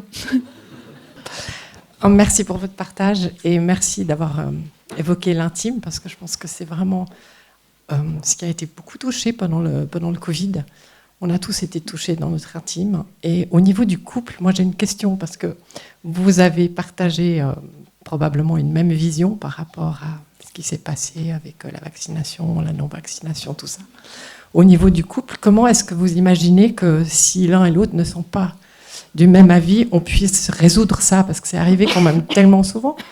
Et pour moi, c'est comme sans solution, parce que ça touche tellement l'intime que je vois pas comment on peut être à l'écoute, être dans le pardon, être dans la bienveillance sur ce point-là qui est tellement profond et qui est tellement à la limite inexprimable. Je veux dire, c'est pas quelque chose qu'on peut bien expliquer pourquoi on a envie d'un ou de l'autre, enfin, ou on a peur d'une chose ou d'une autre.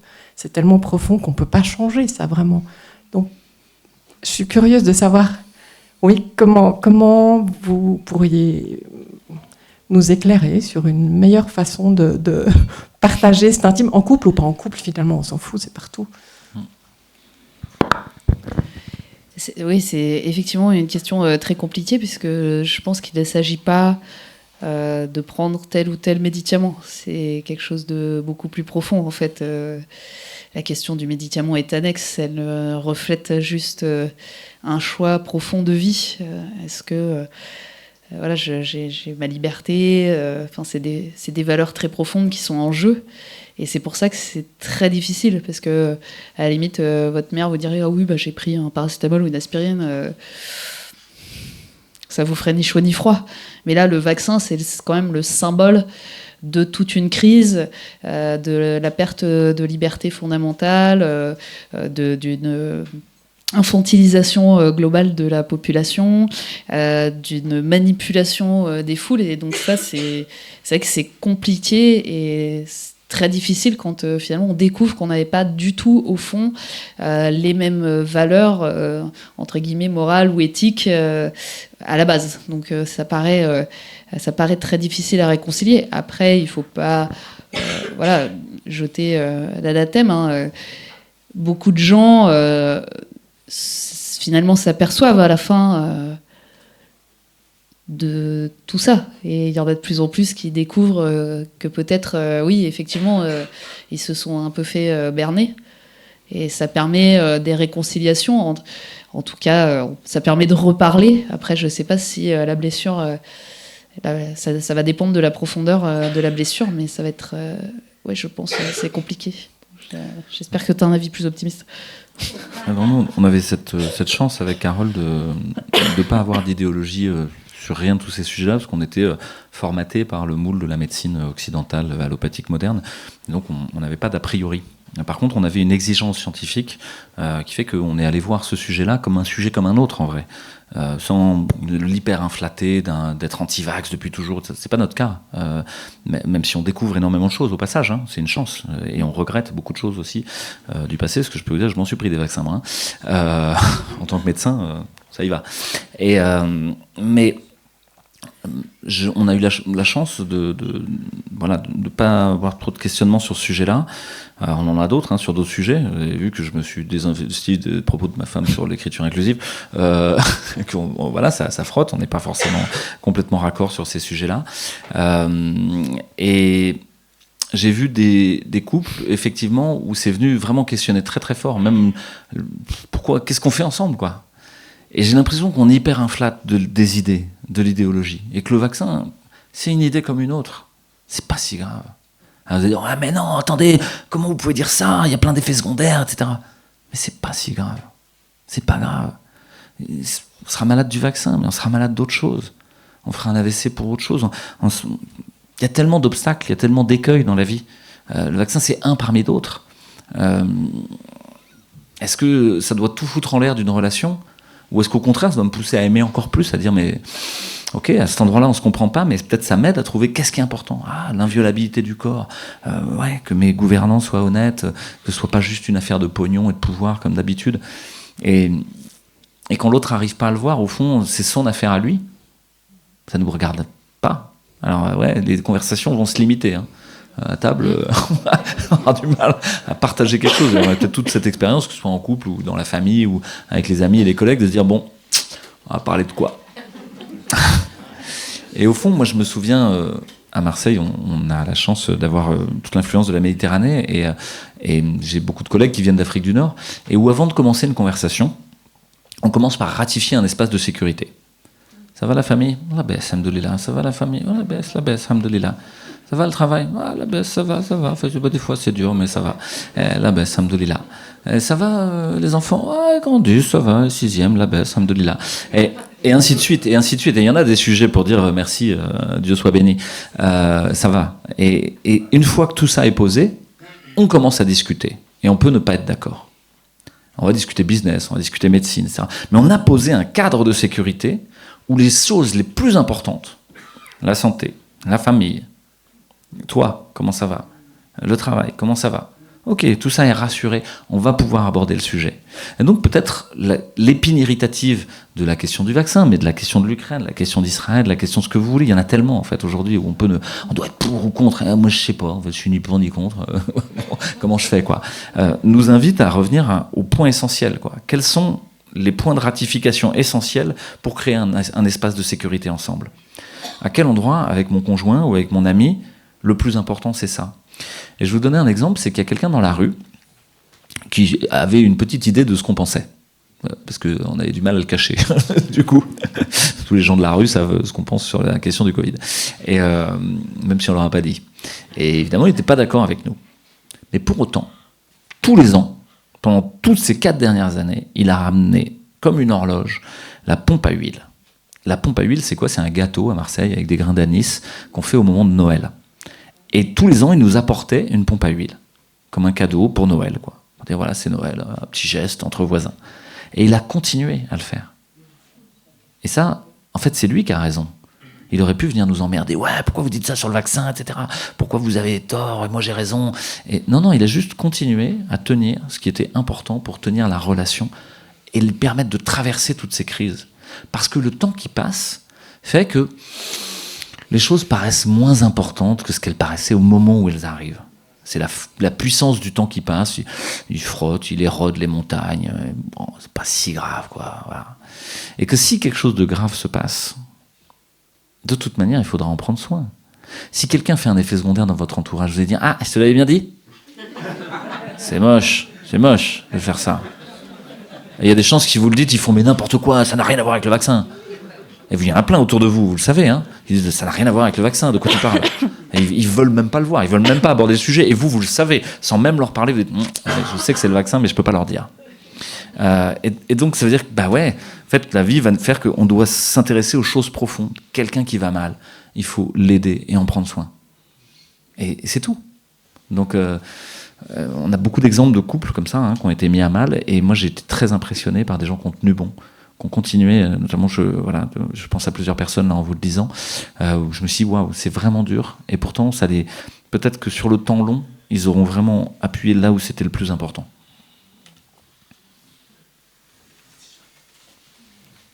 Mais personne n'a dit que c'était facile, hein, l'amour.